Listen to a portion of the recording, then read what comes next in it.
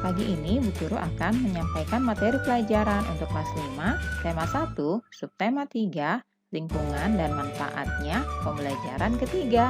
Namun sebelum kita mulai, marilah kita awali pembelajaran kita pagi hari ini dengan pembacaan doa terlebih dahulu ya. Anak-anak, coba kalian perhatikan gambar berikut ini ya. Siapa yang tahu ini gambar apa? Ini adalah gambar jembatan Suramadu yang ada di Madura. Jembatan Suramadu ini menghubungkan Pulau Jawa dengan Pulau Madura. Pulau Madura masuk dalam Provinsi Jawa Timur. Meskipun demikian, secara geografis Pulau Madura terpisah dengan kabupaten-kabupaten lain di Jawa Timur. Madura merupakan pulau tersendiri yang terpisah dengan Pulau Jawa. Untuk mencapai Pulau Madura harus melewati Selat Madura. Namun sekarang, ini berkat kemajuan pembangunan nasional, telah dibangun jembatan Suramadu yang melintasi Selat Madura dan menghubungkan Surabaya dengan Madura. Dengan demikian, untuk mencapai Pulau Madura bisa melalui perjalanan darat. Perhatikanlah gambar berikut ini ya anak-anak. Indonesia merupakan negara maritim dan kepulauan terbesar di dunia. Negara maritim adalah negara yang memiliki perairan yang luas. Hampir 2/3 wilayah Indonesia merupakan lautan. Antara pulau satu dengan pulau yang lain disatukan oleh laut. Kondisi geografis Indonesia sebagai negara maritim dan kepulauan menyimpan potensi yang besar dalam bidang ekonomi, sosial, budaya, transportasi, dan lainnya. Potensi-potensi tersebut dapat menjadi modal yang penting dalam pembangunan nasional guna mewujudkan kesejahteraan masyarakatnya. Kelompok masyarakat yang bisa merasakan langsung potensi kekayaan sumber daya kelautan ini adalah masyarakat yang berada di pesisir. Banyak jenis pekerjaan yang bisa diusahakan untuk menunjang kehidupan ekonominya. Berikut ini adalah jenis-jenis pekerjaan yang berkaitan dengan pemanfaatan sumber daya laut. Yang pertama, nelayan. Yang kedua, pedagang ikan. Yang ketiga, petani garam. Yang keempat, petani rumput laut. Yang kelima, budidaya kerang mutiara. Yang keenam, usaha pariwisata. Yang ketujuh, jasa pelayaran.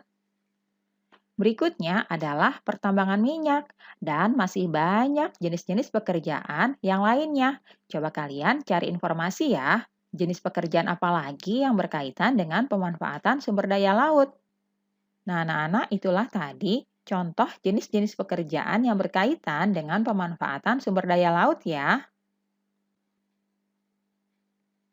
Anak-anak, keberagaman yang disebabkan adanya perbedaan antara pulau satu dengan pulau yang lainnya tidaklah menjadi pemecah dan perenggang, namun justru menjadi pemersatu karena antara yang satu dengan yang lain bisa saling melengkapi. Hal ini sesuai dengan semangat persatuan dan kesatuan seperti pencerminan nilai-nilai Pancasila, khususnya Sila Persatuan Indonesia. Selain itu, juga mencerminkan nilai-nilai yang terkandung Sila keadilan sosial bagi seluruh rakyat Indonesia. Tahukah kamu, meskipun terdiri atas 5 sila, namun Pancasila itu merupakan satu kesatuan yang utuh. Pancasila merupakan satu kesatuan yang bulat dan utuh dari kelima silanya. Sila ke-1 menjiwai sila kedua, menjiwai sila ketiga, keempat, dan kelima. Sila kedua dijiwai oleh sila ke-1, ketiga, keempat, dan kelima, dan begitu seterusnya. Setiap sila yang membentuk Pancasila juga sebagai satu kesatuan yang mutlak, tidak dapat ditambah dan dikurangi ya. Oleh karena itu, Pancasila tidak dapat diubah menjadi Trisila atau Ekasila. Untuk menambah pemahamanmu bahwa sila-sila dalam Pancasila merupakan satu kesatuan yang utuh dan setiap sila dijiwai dan menjiwai sila yang lain, perhatikan contoh berikut ini. Berikut ini adalah sebuah kegiatan musyawarah yang diadakan di kelas untuk memilih ketua kelas. Kegiatan pemilihan ketua kelas ini mencerminkan beberapa sila dari Pancasila.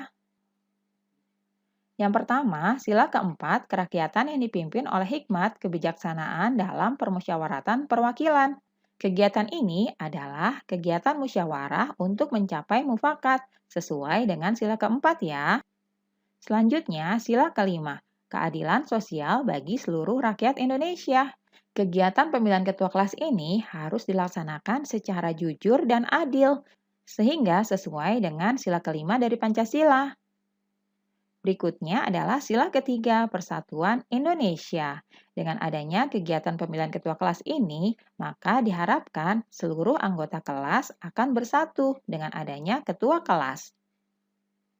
Berikutnya, sila kedua, kemanusiaan yang adil dan beradab.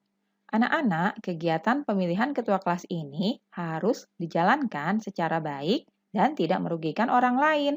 Nah, anak-anak, itulah pencerminan dari beberapa sila Pancasila dalam hal pemilihan ketua kelas. Anak-anak, dalam kehidupan sehari-hari, kalian harus dapat menerapkan nilai-nilai luhur yang terkandung dalam sila-sila Pancasila.